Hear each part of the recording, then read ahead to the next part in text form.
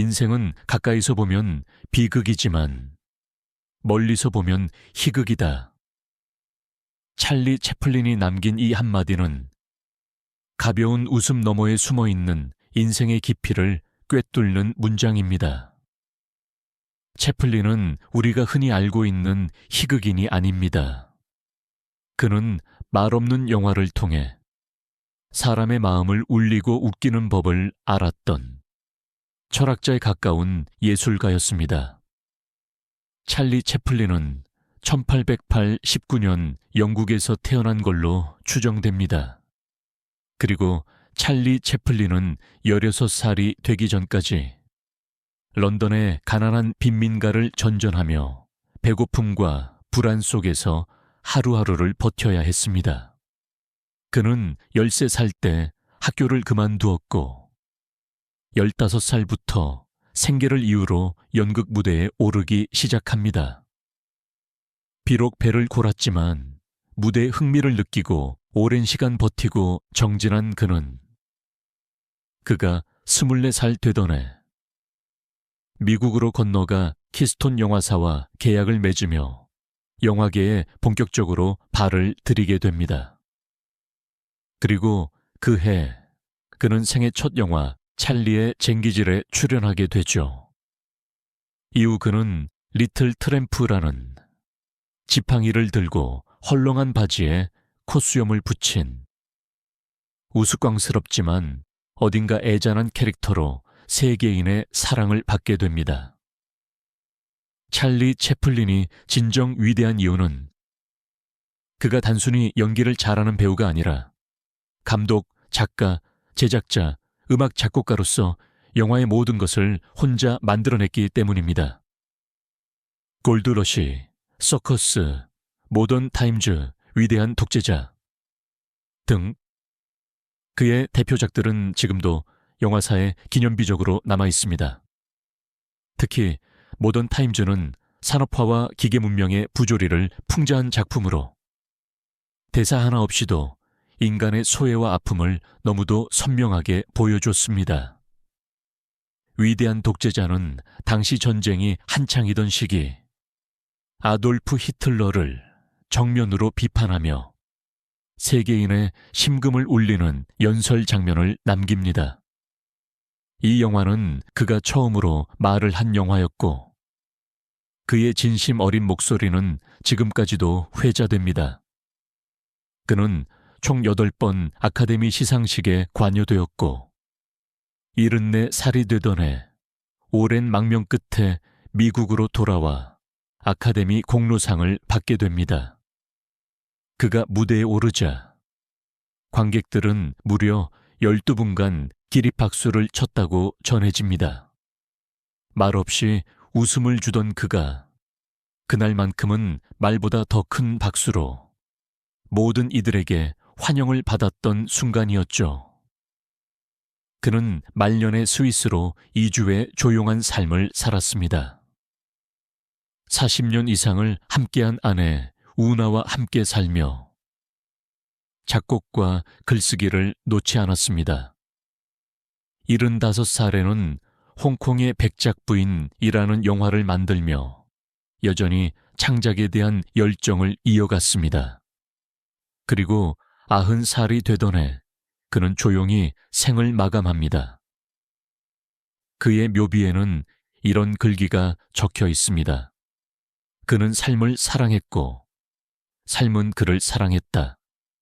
찰리 채플린의 인생은 예술가의 삶이자 한 인간으로서의 치열한 여정이었습니다. 그는 말 그대로 비극을 웃음으로 승화시킨 예술가이자 삶을 철학처럼 대했던 사람입니다. 그가 남긴 영화 속 장면은 지금도 여전히 우리 삶을 떠올리게 만듭니다. 넘어지고 굴러 떨어지고 그 와중에도 해맑게 웃으며 다시 일어서는 모습. 그 익살스러움 뒤에는 삶의 아픔과 절망을 애써 웃음으로 감싸 안으려 했던 그의 깊은 시선이 숨어 있었습니다. 채플린은 실제로도 어린 시절부터 비극을 가까이서 경험한 사람이었습니다. 아버지는 알코올 중독으로 일찍 세상을 떠났고, 어머니는 정신질환을 앓으며 병원에 입원했죠. 형과 함께 고아원과 가난한 뒷골목을 전전하며 거칠고 불안정한 삶을 견디며 자라야 했습니다. 그런 삶을 겪은 채플린은 웃음이야말로 삶의 가장 강한 무기라는 걸 일찍 깨달았습니다. 그는 말합니다. 웃지 않는 하루는 잃어버린 하루다라고요. 인생이 괴롭고 힘들 때일수록 더 많이 웃어야 한다는 말.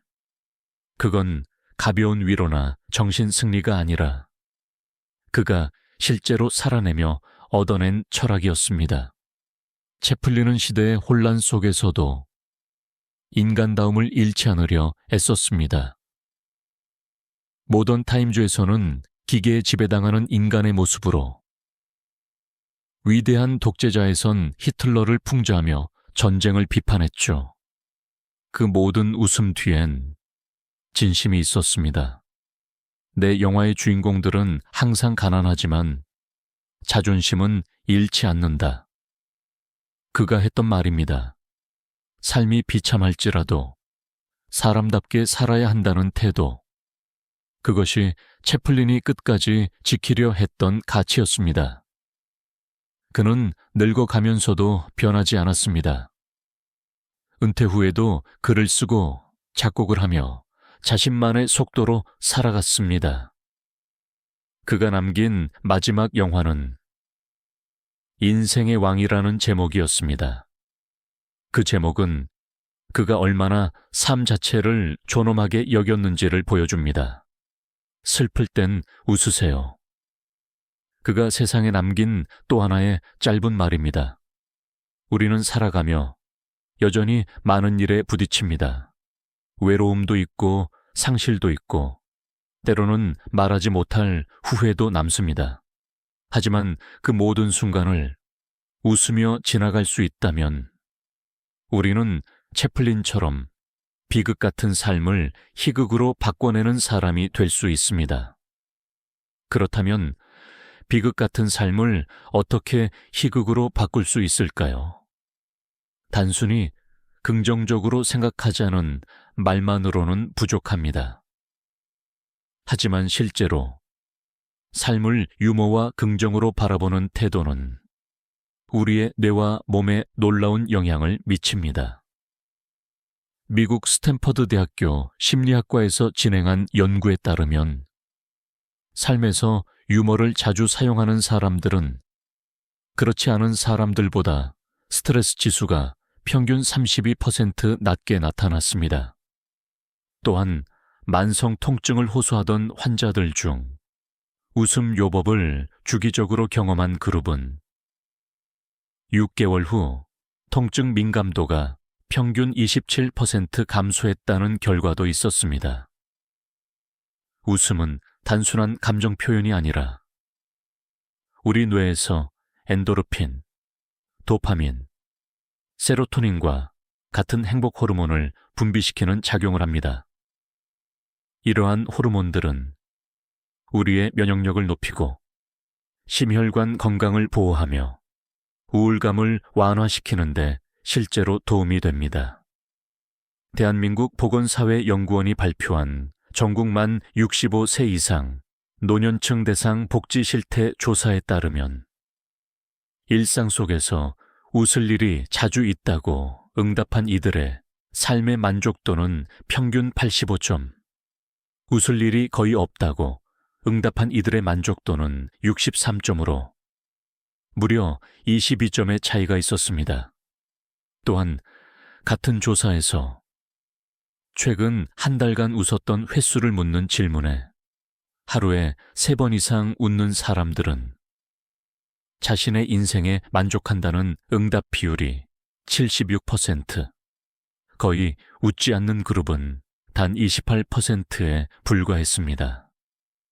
이러한 수치는 우리에게 말합니다. 희극적으로 사는 태도는 결코 가벼운 선택이 아니라 삶의 질을 좌우하는 중요한 요소라는 것을요. 삶이 힘들수록 웃음을 선택하기란 참 어렵습니다. 하지만 그 웃음 하나가 생각보다 더 깊은 회복의 시작일 수 있습니다. 유쾌한 한마디, 마음 편한 농담, 나 자신을 향한 너그러움, 이런 작은 행동 하나하나가 우리의 일상을 바꾸고 우리 뇌를 건강하게 만들며 결국 우리 인생을 조금씩 희극으로 전환시켜주는 것입니다. 찰리 채플린이 보여줬던 그 삶의 태도처럼요. 지금 이 순간 당신의 하루가 조금 버겁게 느껴졌다면 잠깐 멈춰서 스스로에게 미소를 건네보세요. 웃을 일이 없다면 내가 먼저 웃는 사람이 되어보는 것도 좋습니다. 그것이 비극을 희극으로 바꾸는 가장 인간다운 방법이니까요. 당신의 삶이 오늘 무거웠더라도 찰리 채플린은 이렇게 말할지 모르겠습니다. 당신의 삶은 이미 아름습니다. 저도 어려서부터 한 끼도 먹기 힘든 시간을 보내왔습니다. 하지만 결국 이겨냈고 당신도 할 수 있습니다. 그러니 잠시 웃어보는 건 어떠신가요? 라고요. 오늘은 찰리 채플린의 삶을 통해 삶의 태도를 생각해 봤습니다. 영상이 도움이 되셨다면 영상에 좋아요를 부탁드립니다. 구독과 댓글도 해주시면 영상 제작에 큰 힘이 됩니다. 감사합니다.